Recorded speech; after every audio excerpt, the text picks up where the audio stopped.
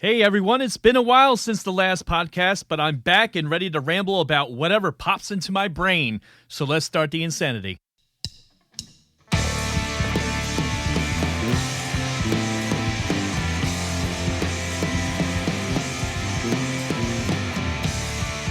Hey everybody, so it's been a long time since I've had a podcast that I've had out here in the world. I think the last one was back in April, where I did a Star Wars and how to fix the midichlorian problem. And George Lucas, good old George. Star Wars is having a lot of issues right now. Just last week, it was announced that the standalone Han Solo film lost its two directors, Lord and Miller, due to a little bit of butting heads with Kathleen Kennedy and Lawrence Kasdan. And if you don't know who Kathleen Kennedy is, she's the head of Lucasfilm working with Disney, and Lawrence Kasdan is a writer. And I believe he wrote Empire Strikes Back and possibly may have been involved with Return of the Jedi. But, yeah, that's a shame. They've brought in Ron Howard to kind of save the project.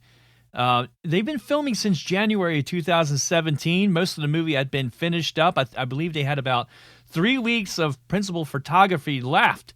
And when this happened. And now Ron Howard's got to step in, look at a cut of the film, and figure out where to go from here. There's going to be a lot of reshoots for this. Apparently, Kathleen Kennedy was not very happy with how Lord and Miller were bringing a comedic tone to the film. And if anybody knows, kind of Han Solo, the character in the films, he's a little bit of a mystery. He's a fan favorite, obviously, and after Episode 7 and what happened to him, spoiler alert, he's dead. But he became, he kind of went out on a really good high note. And I think it was a nice way that they took him out where, his relationship with Princess Leia and how they had Ben, and Ben is now, becoming Sith, maybe. I don't know. But they gave Han Solo a nice going away party there. But Lord and Miller wanted to make it, more of a comedic tone. And I guess that's because Han was involved in a lot of the moments of comedic levity in all the films. And they didn't like that. They wanted it to be more of a serious story. And so now Ron Howard is sailing that ship. He's the captain. Good luck, Mr. Howard. I don't know how this is going to turn out. Anyway, that's the Star Wars update. So anyway, this podcast is going to be more of a catching up podcast. What's been going on for the past few months that I haven't posted anything. What the heck happened was a new idea that I came up with my friend Todd. And Todd, I think real life has gotten a hold of him, and he hasn't had a lot of time to dedicate himself to it. So I'm kind of going to just keep going on under the What the Heck Happened header. And the Thom Chronicles is now rest in peace. But What the Heck Happened, I think, is catchier. So I'm going to keep that and keep moving forward. And I hope that Todd joins me for some future episodes. And what future episodes are coming up? Well, there's a lot. So in my downtime, I've been coming up with ideas. Some of them are ideas that Todd and I came up together. And like I said before, I hope he joins me in some of these topics. But I've been doing a lot of reading. Hey, how about that? Usually reading puts me to sleep. I can't deal with it. But it turns out that my problem with reading had very little to do with actual reading books bores the heck out of me. It was more of my sight. I don't know. Reading was putting a strain on me and making me tired. So I got some new glasses, and it's been working out so far. And so here's some of the topics that will be coming up this year. And they're going to be big ones. Some of these may be multi-part episode series. The first one, which I think falls in that category, is my path to atheism. And I know that's a touchy subject. What is the etiquette rule that when you're with family at a meal, like at Thanksgiving, you're not supposed to discuss politics, you're not supposed to discuss religion, and don't discuss, a lot of people don't like to talk about their health problems. And I'm one of those people, I like to keep my health problems private. So religion, politics, and health, just don't talk about those things at the dinner table, because usually they end up in some kind of strange, peculiar, year-long drama with your friends and family. But me, I don't care. I'm not eating with any. This isn't a meal. This is a podcast, and so I will be getting into how I have given up on my search for God. So that's going to be an interesting series. Another one that Todd and I have been kicking around for a long time is going to be one of my favorites to do, I think, and it's called Things My Dad Should Have Told Me Before He Divorced My Mom. Yeah. So, and of course, I'll be discussing silly political crap because, if you listen to any of the Thom Chronicles episodes that I predicted the rise of Donald Trump last spring. A lot of people did not agree with me. I got some, pushback on it, but everything happened exactly as almost to the letter of what I said. And it's continuing to just get even more dramatic and juicy and interesting. So, of course, I'll be talking about that. One other topic I want to tackle, and I've been reading about, is kind of scaring me a little, is artificial intelligence and the singularity, and how the rise in research in artificial intelligence will bring us to the singularity. And if you're not familiar with the phrase technological singularity, well, real quick, a definition of that is the technological singularity is this idea or hypothesis that the invention of artificial intelligence will abruptly trigger runaway technological growth, resulting in a new evolution in human civilization, where technology merges with man and biology. So, and there's a few movies that address that now, but it's actually beginning to become a reality, and it's a little frightening. And of course, I'll be talking about more Star Wars crap, just as I started and kicked off this episode talking about the Han Solo film. Yes, I am a Star Wars nerd, and I will have more episodes about Star Wars topics. Another thing I want to talk about is something very interesting that ties in politically, what's going on, and also what we're seeing with a few of these higher-up CEOs at a few companies. Most notably Uber recently, their CEO has resigned. And I believe there's a little bit of something called the Peter Principle involved. So we'll be talking about that in upcoming episodes. We'll be catching up with my son Grady. Grady just graduated from kindergarten this year, and my little boy is going to be starting first grade, and he has some interesting thoughts and ideas. So I'm going to have him on and do a few new episodes with Grady. That's why I started out with this whole thing. I wanted to kind of have these conversations with my son about things he's going through and maybe work through them and teach him a few things. And if I put him on the podcast, maybe some other people, parents, kids can listen to it and get some ideas of how to deal with the same issues that he's going through right now. And so, following along with the religion idea, man, I have become fascinated with Scientology. What a cult. So anyway, I might do an episode or two about my thoughts on Scientology and what the heck is those people are up to. And another topic that Todd had brought to me, and I think would be great for the two of us to tackle, is the self-sovereign identity. And if anyone doesn't know what a self-sovereign identity, and you haven't heard of the idea of micronations, that is fascinating.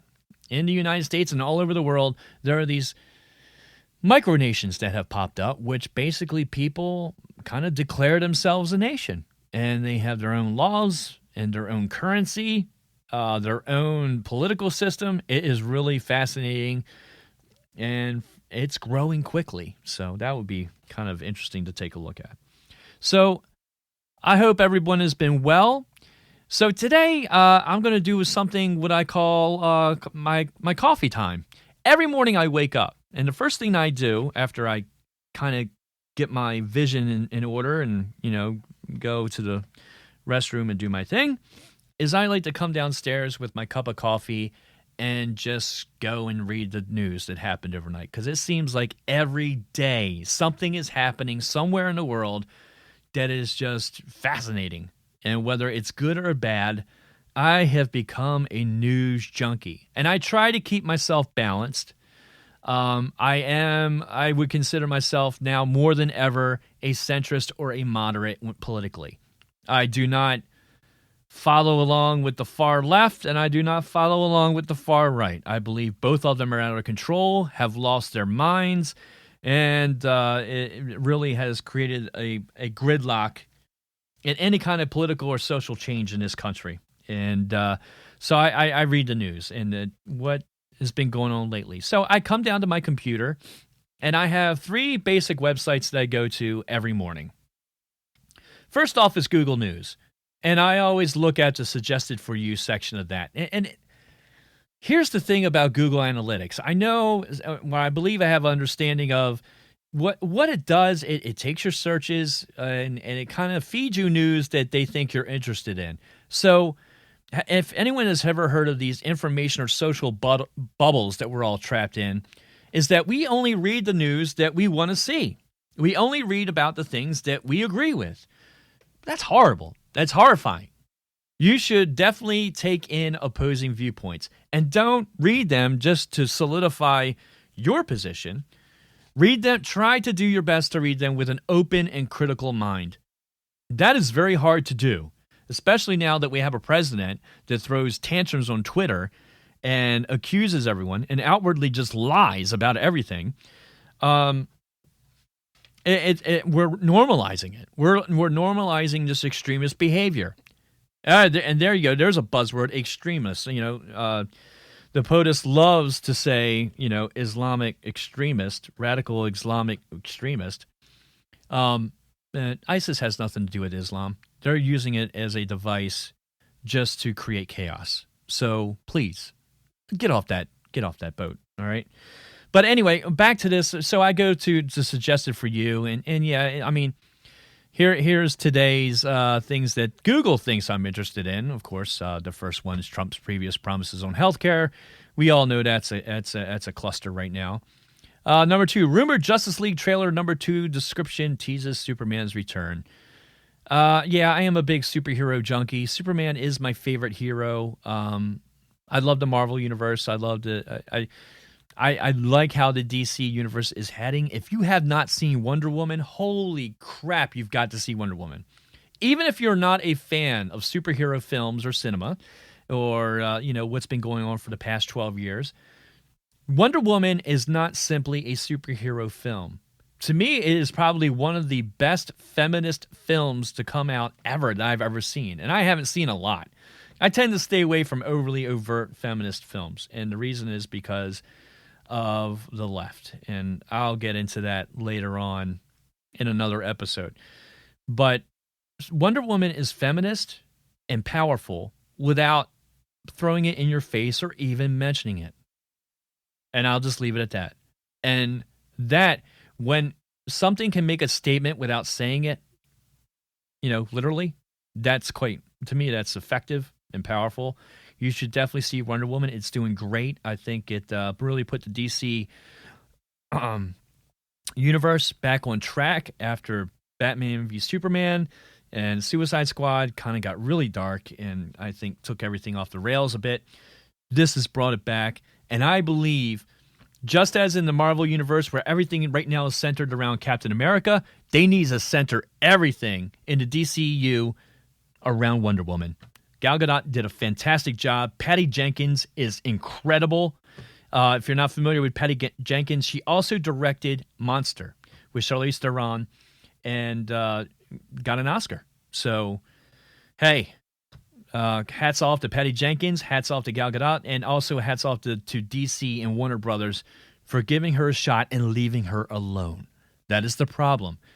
Wonder Woman was a project that the Warner Brothers execs left alone. They trusted the director, they trusted the writing, and they just let them make a movie.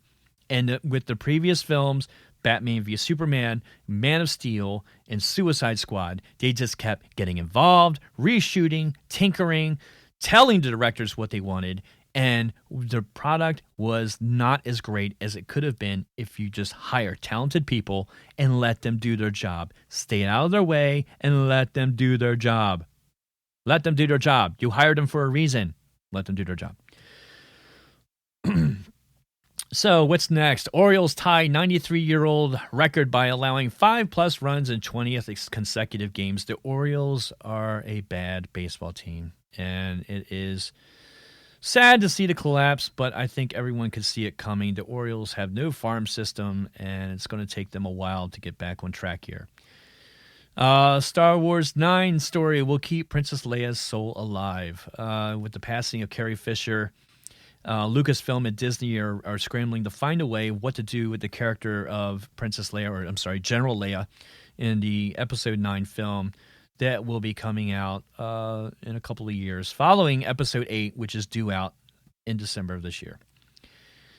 The next story, the goofiest Star Wars toys of all time, according to Mark Hamill. I read this article, and it's great. When I was a kid, I had this toy. Mark Hamill thinks that the strangest toy that was ever made and released for Star Wars was the Tauntaun action figure, where it had a belly with a rubber flap, where you could actually put the Luke Skywalker action figure inside of the Tauntaun, just as happened when Han finally found Luke frozen on Hoth and cut the Tauntaun open and stuffed him inside it and said the famous line, "Oh, I thought these things stunk on the outside," or something like, man, oh God. Yeah. He slices him over with a lightsaber and his guts come out. And the last one that I'm going to read here to round out the top is evidence is mounting that Russia took 4 clear paths to meddle in the U.S. election.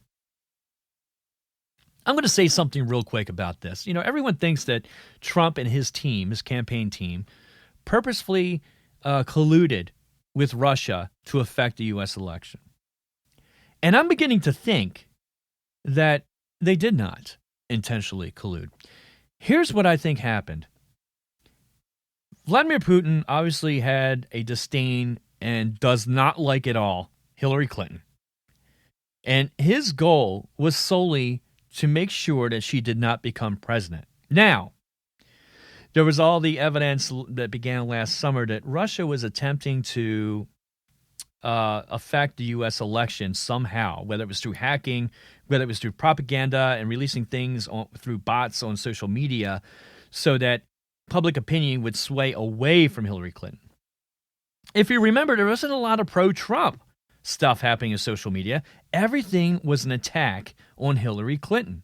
There wasn't even really a lot of stuff to attack Bernie Sanders at that time. So you have to ask yourself, okay, I mean, you don't have to ask yourself. Obviously, Russia was involved. All of the intelligence agencies in the federal government agree that there's substantial evidence to support Russia's involvement in trying to affect the U.S. election. How that is done is still up for debate, but there is evidence that Russia definitely tried to. And if you look back and you do a search of it, you'll see a good portion of everything in social media was just Hillary Clinton attacks. So here's my conspiracy brain at work here.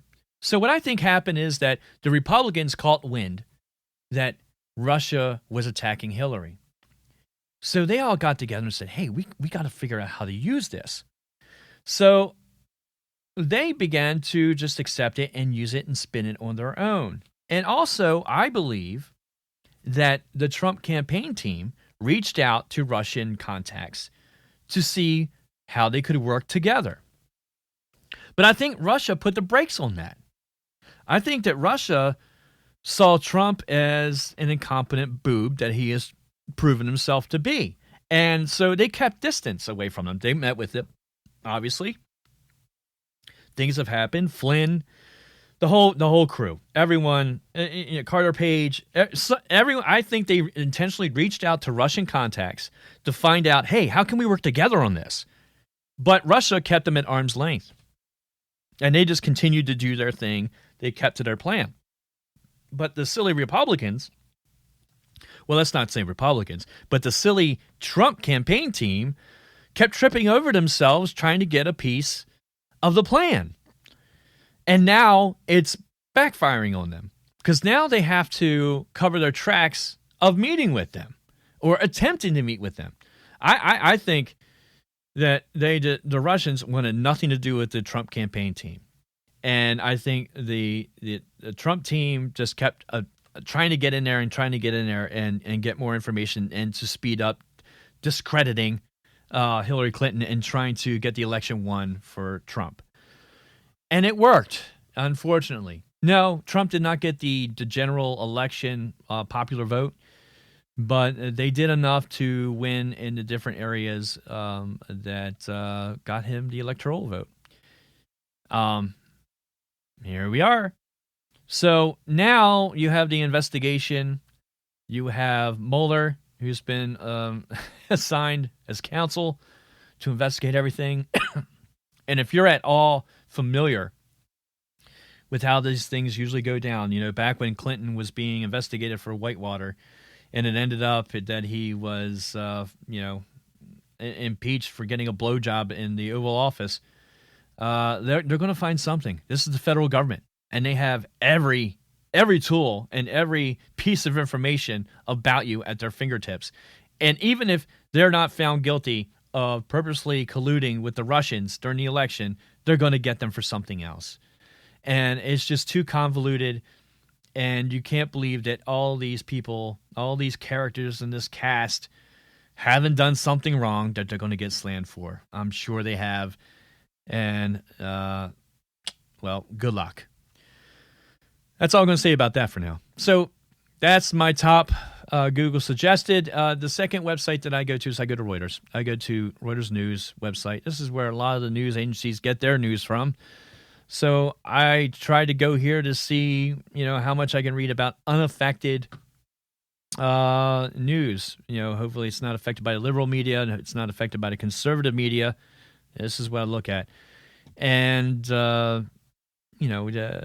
see the top stuff here. Iran arrests Islamic State linked group planning attacks. Iran has really stepped up their fight against ISIS. The EU offers 85 million euros to help fund Uganda's refugee response. Egypt ratifies agreement transferring Red Sea islands to Saudi Arabia. And China and U.S. agree on aim of complete irreversible Korean denuclearization. All right. Okay. And Trump reaches out to lawmakers on healthcare as another says no. Yeah, the healthcare bill looks like it's going to die again. I don't think it's going to happen before the July 4th deadline that they've set for themselves. Thank God, because I do believe it's a nightmare. Here's one thing about the healthcare bill. I don't like to call it Obamacare. I'll call it the Affordable Care Act. And everyone faults the Affordable Care Act. The Republicans just want to repeal it. And I think the desire to repeal, and everyone last summer who was, you got to get rid of Obamacare. Here's the thing that drives that to me. I think it's institutional racism. And because it was enacted under President Obama's term. So people are against Obamacare because they didn't want a black man in the White House. Let's just say it. It comes from a racist place. And what I think proves this is the fact that as the election was going along and Trump actually got elected, and then the whole healthcare thing began to get momentum to repeal it, as people in the areas who wanted to get rid of Obamacare actually found out that it was the Affordable Care Act, and then actually found out that they benefited from it, they began to say, oh, no, don't take it away, don't take it away. So you can see, one, they never fully educated themselves about what Obamacare really was, the Affordable Care Act. Number two, they didn't understand that it benefited them. And number three, the only reason they wanted it gone because President Obama is black.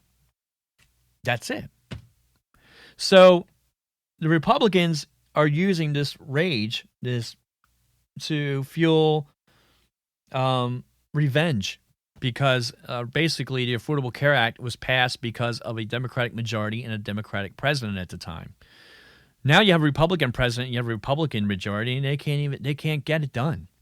They have all the power, and they still can't do it. It's because this is all fueled by revenge, because they felt like they were left out of the process, and that the Republicans kind of stonewalled them and just pushed this legislation through without their input, and it hurt their feelings. That's it.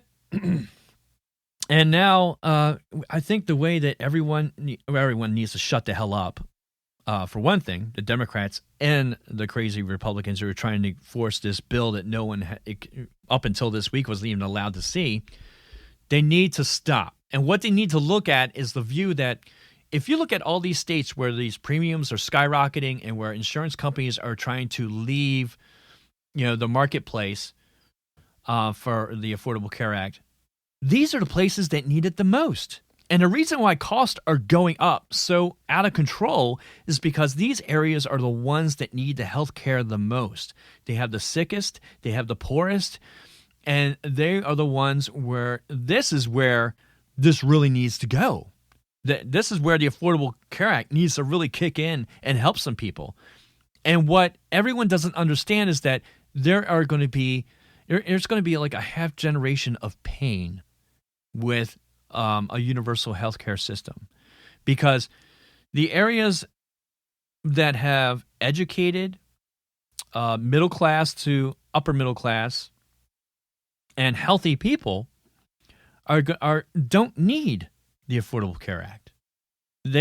Because they're employed, and they're usually employed at places that have employer provided health care, or these are entrepreneurs and small business owners where the ACA does affect them.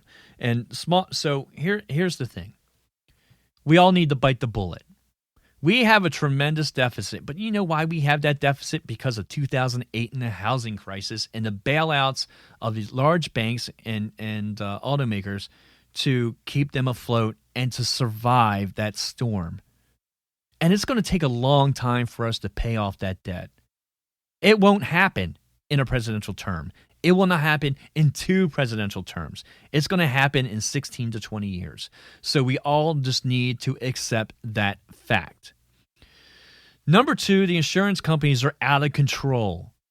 They're making money in this system as it is now, and they're whining because they're not making enough money. How much is enough? The CEO is making these crazy, 9-figure salaries? I don't know how many zeros. I mean, it's crazy how much these people are making now. And you know what? If you want to really control your costs and satisfy your shareholders, then stop paying these golden parachutes out to these idiots who just drive these companies into the ground, which falls into my Peter Principle episode, which will come up later. So don't try to repeal the ACA. Try to fix it so that these areas where costs are spiraling out of control get more help. Because costs are spiraling out of control because it costs a lot for the insurance companies to provide the coverage on the exchange to these people because they're using it the most and they need it the most and they're losing money. So if we could just agree for 8 years to provide subsidies for these areas, especially in the South and the Midwest, where they really need this, I think in the long run, as the children and as these people get healthier and their children, and we provide education to the children and to the younger adults in those areas to get better care of themselves and to provide better primary care to them and preventative care, you're going to see these costs begin to decline. And I believe in 8 to 10 years, there will be a dramatic decline. Healthier people are people who work. There are people who seek out advanced education. And overall, I think in that time period, things would get a lot better. There are problems with the ACA, and they need to be addressed. I don't like the way that small businesses and independent people who work as consultants who are not linked to company-provided health care, they need help too. And those adjustments need to be made. The whole thing about the ACA healthcare tax on the top earners of the United States, they need to swallow that, because a lot of these people are the ones in running corporations, and it is so counterproductive for them to demand the money back in taxes when having a healthier workforce and providing health care to these people who become their consumers and become their employees. It is silly for them not to support this and just swallow that tax a little bit longer so we can fund this thing. It's just ridiculous. Let me get off my soapbox now. So now I go to Reuters, and you can see how my mind begins to work as I go through all these things. And I'm going to wrap this up. The last website I go to is NPR. And I know a lot of people feel that NPR is liberal. And this is about as liberal as I like to get. I do watch CNN, and I watch it for entertainment value because I think it's funny on CNN when they have the Republicans on their panels because they're just so out of control, and it is hilarious to see them put their feet in their mouth and say they are so drinking the Trump Kool-Aid right now.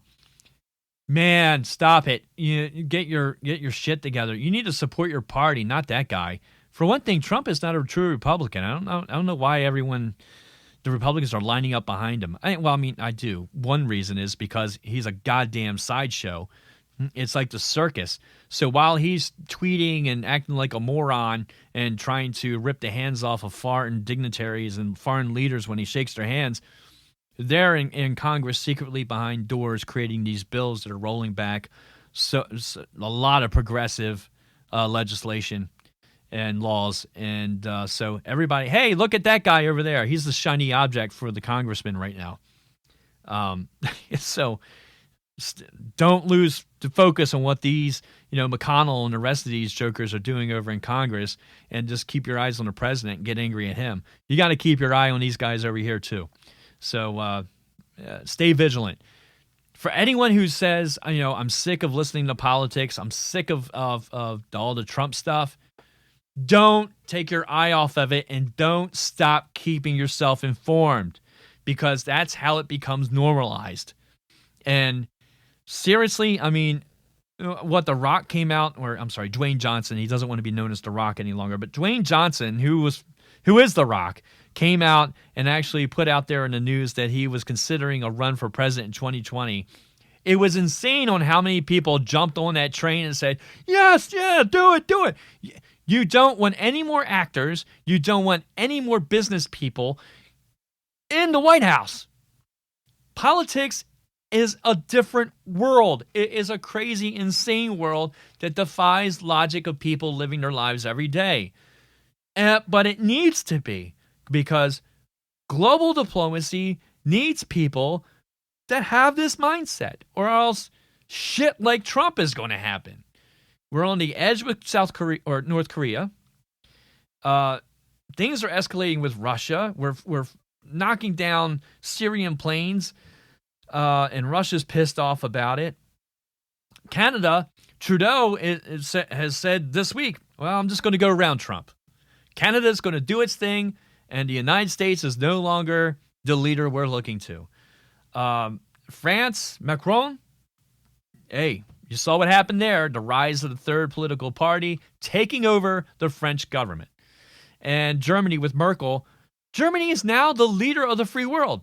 I don't know if anyone wants to accept that fact, but Germany is now the leader of the free world. Angela Merkel is now the voice of the free world.